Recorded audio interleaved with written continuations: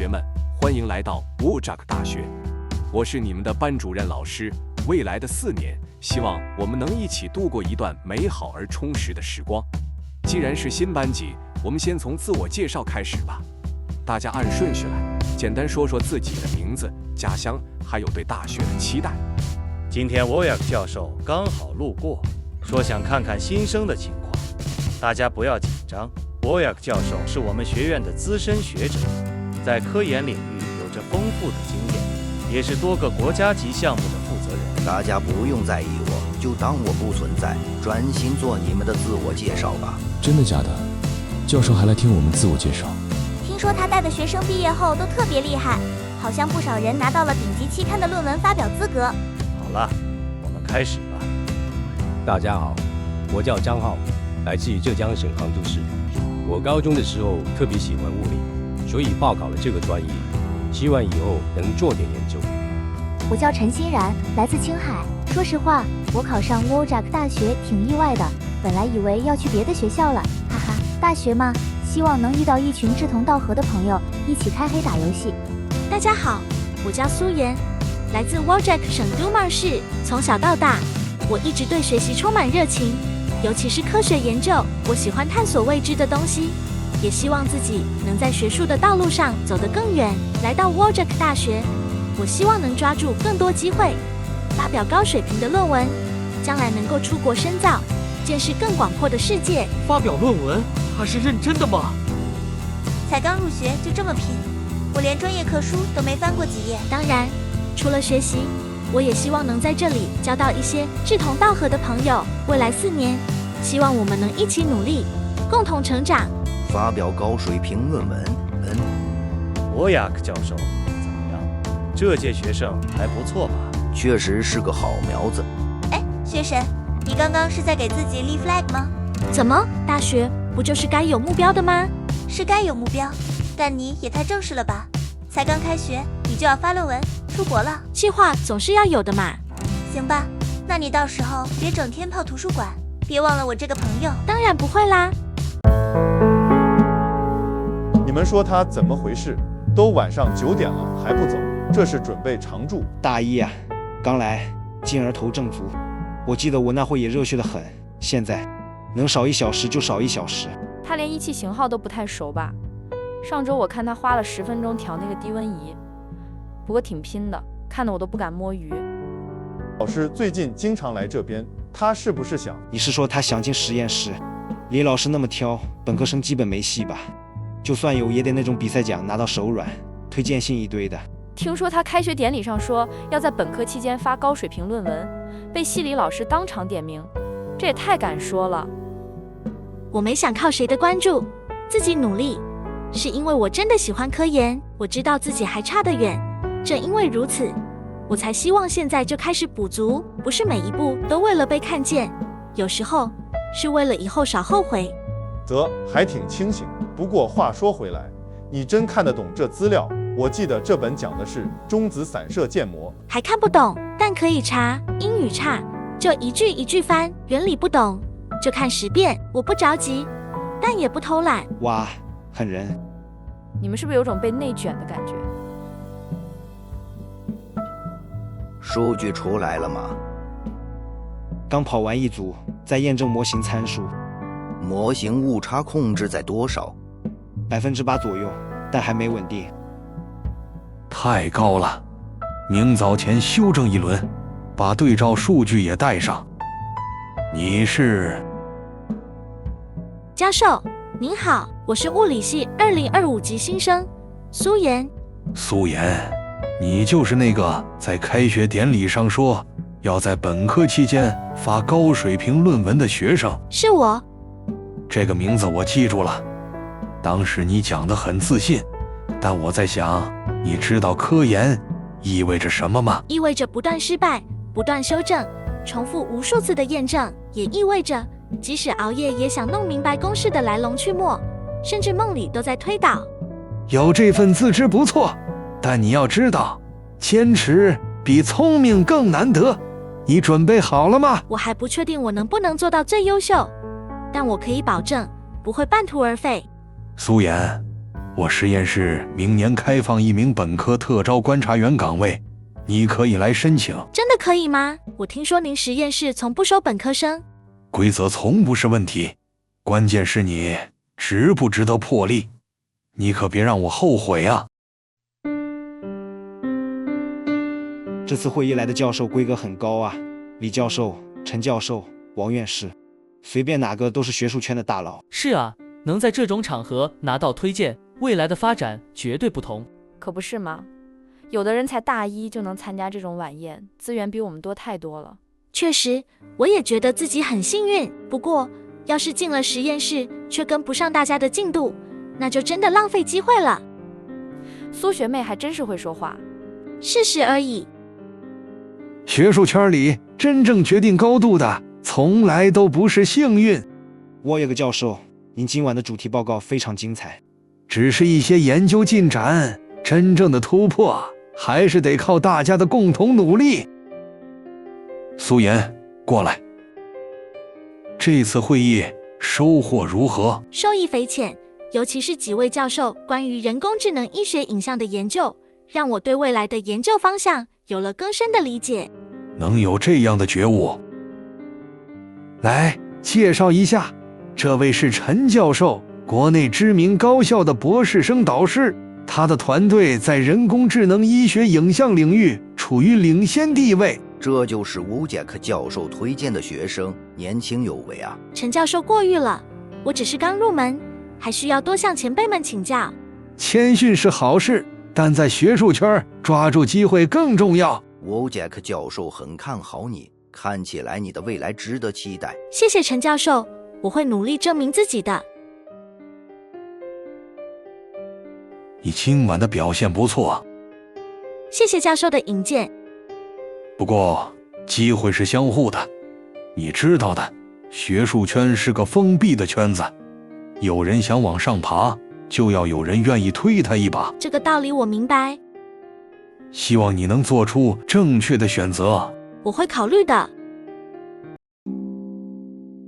今晚你竟然来了，你知道的，苏妍，许多人为了站稳学术的脚跟，不仅要努力工作，还得学会如何运用身边的资源。教授，我明白学术竞争很激烈，确实很多人通过关系和资源获得了机会。这不是关系，而是机会。苏妍，你在这个领域有着巨大的潜力，但你需要正确的引导和一个可靠的支持者。你刚刚提到的保研问题，虽然看似很简单，但对你来说却是一条关键的路。你知道，保研是许多学生为之奋斗的目标，几乎每个人都想通过这个方式稳住自己的学术未来。是的，我知道，保研是我进入研究生阶段的最好途径。教授，您能帮我吗？我已经帮过许多学生实现了保研的目标，你觉得我能帮你吗？全凭你自己，看你今晚的表现。您真的能做到吗？当然，我不仅能帮你保研，甚至能确保你成为最亮眼的那个，免试直接进入研究生阶段，所有的机会都由我来安排。但你得明白，苏妍，成功不是靠纯粹的努力，而是靠你如何运用眼前的一切资源，包括我。教授，我知道这些，但如果我同意了，是否就意味着我不再是靠自己的能力？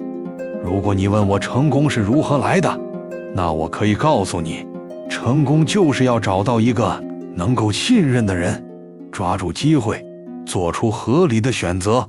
你会成为第一作者， SCI 论文的机会就在眼前，保研和你未来的学术生涯都会因此改变。第一作者，这是否意味着我可以顺利拿到研究生的保研资格？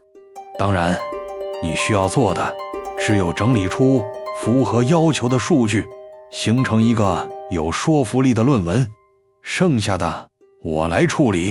这些数据是我课题组的核心数据，你只需要根据这些数据，按照学术规范分析，并在其中找到最符合论文要求的结论。其他的工作我会帮你做。教授，明知道我知道这些数据并不完全符合实验要求，但如果我真的这样做，未来该如何面对其他人？苏妍，学术并非仅仅靠数据来决定一切。你看过那些顶尖的学者，他们的成功不仅仅是因为他们的研究有多么严谨，而是因为他们懂得如何包装自己，如何展示自己的成果。你知道，有很多学者，他们并非从一开始就有完美的实验结果，关键是你如何在别人面前呈现这些结果。可是，教授，如果我选择了这样做，我真的能坚持下去吗？这不是坚持不坚持的问题，苏妍，这是选择一条捷径，选择一个不必与别人竞争的未来。你愿意被埋没，还是想让自己的名字闪耀？保研、免试资格，所有这些都可以交给我。你将无需经历繁杂的面试，你的未来将被提前铺好。今晚我愿意。很好，苏妍，你不会后悔的。记住，学术的顶端不是一个人能凭一己之力到达的，你需要靠我，我也需要靠你，我们互相依赖，共同走向成功。只要这篇论文通过，就能证明我在学术界的位置。这些数据明明不完全符合实验的实际结果。又在忙啊？看你这几天都没怎么休息，注意身体。最近有些事要做，忙点还好。你那篇论文写的怎么样了？我看到你最近一直在忙这个，结果准备好了吗？差不多了，应该没什么问题。你确定吗？我最近听说你那篇论文已经快投稿了，但是你看这些数据，这些结果看起来有点太完美了，真的是你做出来的吗？我做的实验当然没问题，只是数据上可能有一些调整，以便让论文看起来更完整一些。妍妍，你知道我从不怀疑你的能力，但是我不希望你做出让自己后悔的事。学术界的规则可不是这样的，数据造假会毁了你一生的声誉。有时候学术界本来就不是公平的，不是吗？我知道你想取得成就，但成功不能建立在谎言和不正当的手段上。如果你一开始选择了不走正道，最终你会付出惨重的代价。我知道你是为我好，可是我已经没有退路了。你不可以这么轻易放弃自己的原则。你真的要因为一篇论文选择放弃一切吗？我已经决定了，这个世界上没有纯粹的公平。如果我想在这个圈子里站稳脚跟，我就得做出选择。你说的对，学术界的确不公平，但我不想看到你堕落到无法回头的地步。我知道你不理解，你始终没有像我一样面对这些难以选择的东西。苏妍，我最近听到一些不太好的传闻，关于你和教授的关系，还有你的那篇论文。你听谁说的？这些都是无稽之谈。我知道你很聪明，也有很大的潜力，可是我希望你不要被一时的成绩蒙蔽了眼睛。你不懂的，你没经历过，我不能像你一样等到正当的机会。我不是说你不能成功，而是希望你走一条正确的路。如果你继续这样做，迟早有一天你会被揭穿，那个时候就没有回头路了。你说的对，也许未来会有代价，但这是我选择的道路。